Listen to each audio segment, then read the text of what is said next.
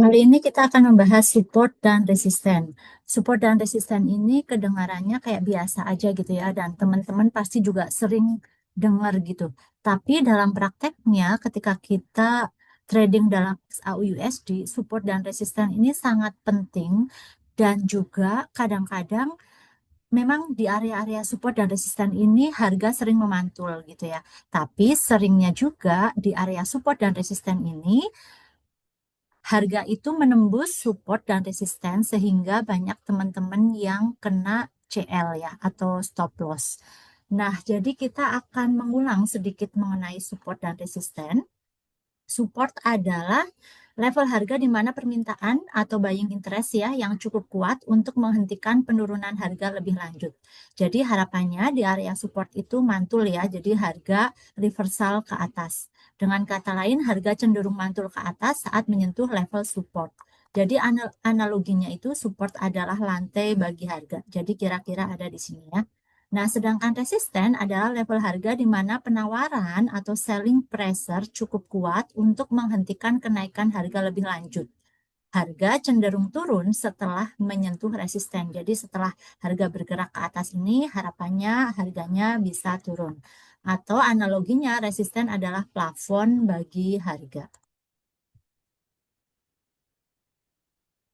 Nah, support dan resisten ini kadang-kadang kan ada support yang dijebol, ada juga resisten yang dijebol gitu ya. Jadi si support yang harapannya kita buy di situ, harapannya harga naik, ternyata lanjut turun. Begitu juga dengan resisten ya, resisten yang harapannya kita sell di area resisten, ternyata harga lanjut naik seperti itu. Nah, jadi ada support dan resisten kuat dan juga ada yang lemah.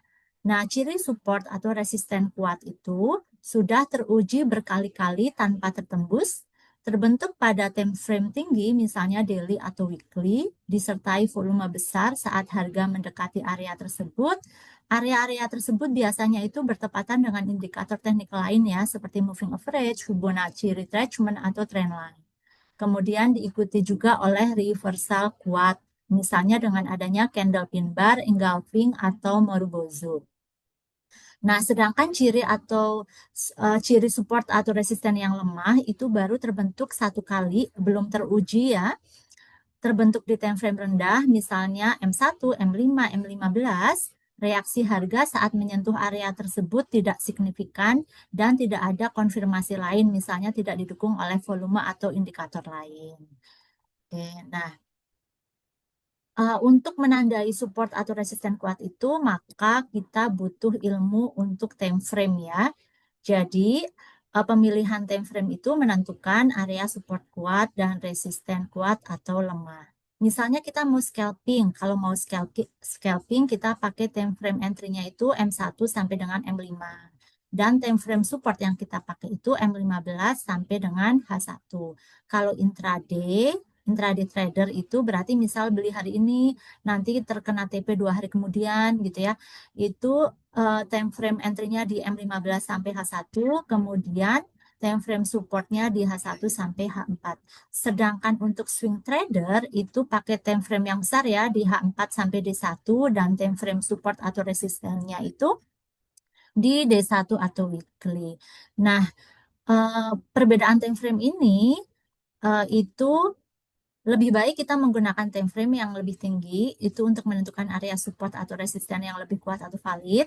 Nah, nanti entry-nya itu bisa kita perkecil ke time frame M5.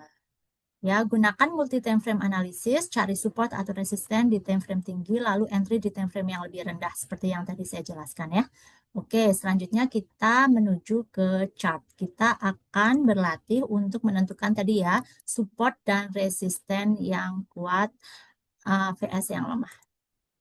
Oke, tadi support resisten kuat itu kan ada di time frame yang besar ya. Nah, ini ambil contohnya ambil contoh yang di daily ya. Nah, ini contoh dari support yang kuat nih. Jadi udah ter- tersentuh 3 kali ini. Satu, dua, tiga. Untuk selanjutnya dia kembali naik ke atas ya. Nah, sedangkan resisten yang kuat itu kan tadi resisten yang tertembus ya. contohnya adalah ini ya, ini resisten kuat. Jadi di sini ada resisten, kemudian ini udah tertembus, kemudian dia retrace lagi. Ini ada resisten, ada resisten, ada resisten yang terakhir, dia tertembus ke atas. Ini adalah contoh resisten yang kuat ya. Kemudian kita akan mencari support dan resisten di time frame yang lebih kecil ya, atau kita sebutnya tadi support dan resisten lemah ya. Kita pindah ke M5, kita lihat. Oke. Nah, ini adalah contoh support dan resisten yang lemah ya. Nah, ini contohnya ya. Ini ada support, kemudian ada support ya, baru disentuh satu kali, dia udah langsung naik. Kemudian ini juga ada resisten ya. Di sini kalau kita panjangin ternyata ini memang ada resisten di sini ya. Nah, ada resisten di sini, kemudian dia langsung naik. Ini adalah contoh dari support dan resisten yang lemah. Kira-kira seperti itu cara untuk menentukan support dan resisten. Terima kasih.